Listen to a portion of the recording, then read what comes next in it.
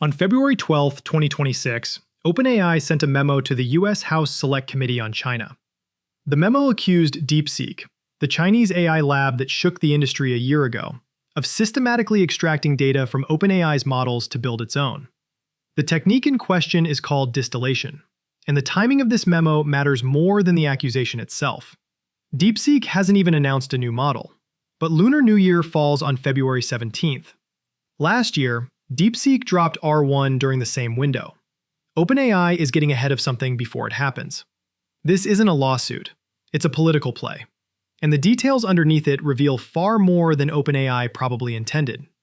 Distillation in AI is straightforward. You take a large, expensive model, the teacher, and you use its outputs to train a smaller, cheaper model, the student. The student learns to approximate the teacher's reasoning at a fraction of the compute cost. This is standard practice. Every major lab does it internally. DeepSeek does it openly. Their R1 paper explicitly describes distilling reasoning capabilities from their own larger models into 6 smaller open-source models based on Llama and Qwen. They release them under MIT license. Anyone can use them, modify them, distill them further. That's legal and documented. What OpenAI is alleging is different.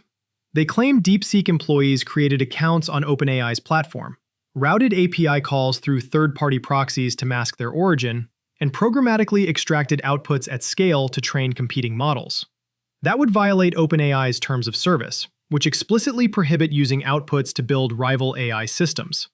The difference matters a lot legally. Distillation is a technique for training AI models. What OpenAI is describing is unauthorized access and data extraction. Those are two different things, and conflating them is part of the strategy. Let's break down what the memo actually says. OpenAI makes 3 claims. DeepSeek employees created methods to get around access restrictions. They routed those requests through third-party services to hide their identity. And they wrote code to pull outputs from OpenAI's models at industrial scale. Now flip it. What does the memo not say? It doesn't include any technical evidence. No data volumes, no timestamps, no side-by-side model comparisons. No fingerprinting analysis proving the outputs were used. The accusations are detailed. The proof is not. Microsoft security researchers reportedly observed large data transfers through OpenAI's API by individuals believed to be connected to DeepSeek. That investigation started in late 2024.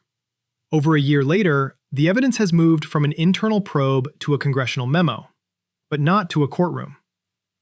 Think about that for a second. Over a year of investigation, and the best move was a letter to politicians, not a filing in court. Filing a lawsuit requires evidence that survives cross-examination.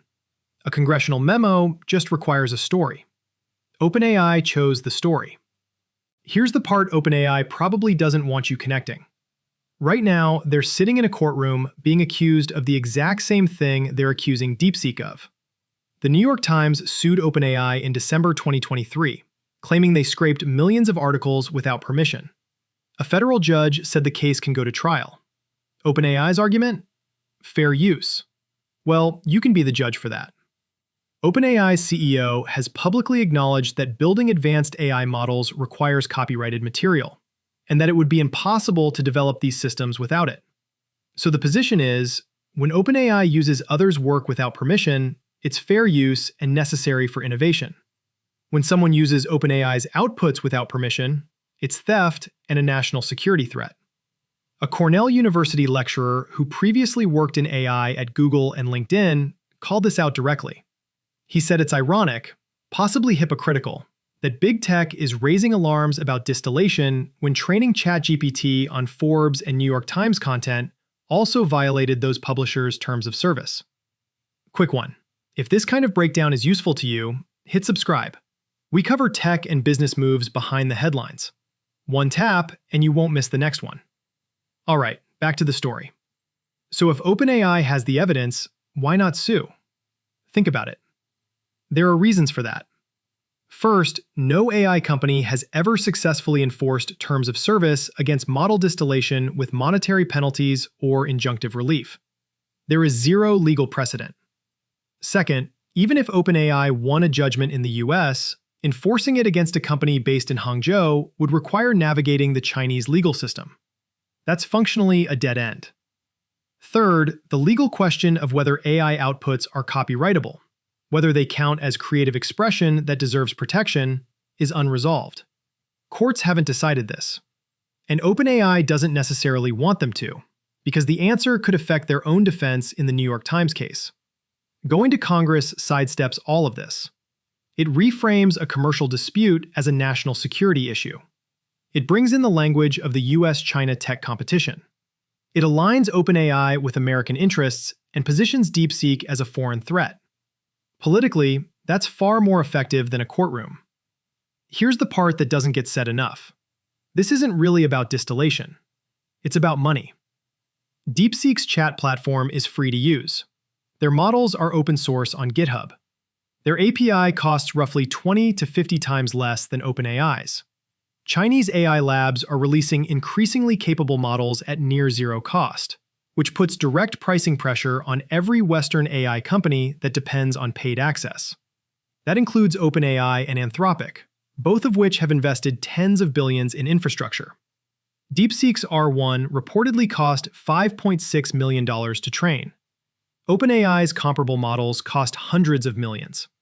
If anyone can approximate frontier performance for pennies on the dollar, then the entire business model of selling access to closed models doesn't just face competition, it faces irrelevance.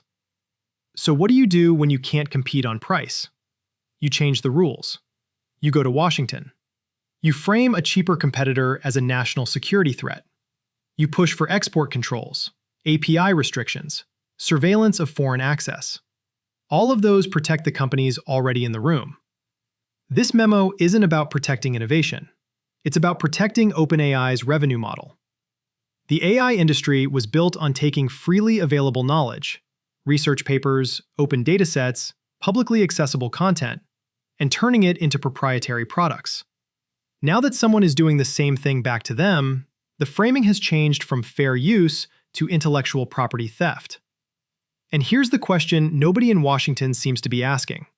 If the entire industry was built on borrowing, open research, shared breakthroughs, scraped content, then who actually owns any of it? Drop your take in the comments. Don't forget to like and subscribe. We read every one. See you in the next one.